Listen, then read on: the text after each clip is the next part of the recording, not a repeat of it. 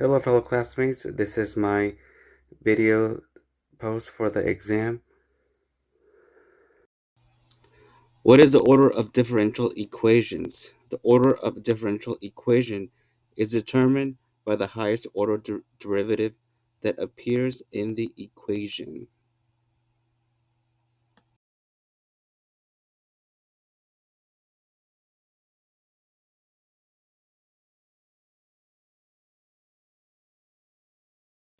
In this problem, the order of differential equation is determined by the highest derivative present in the equation.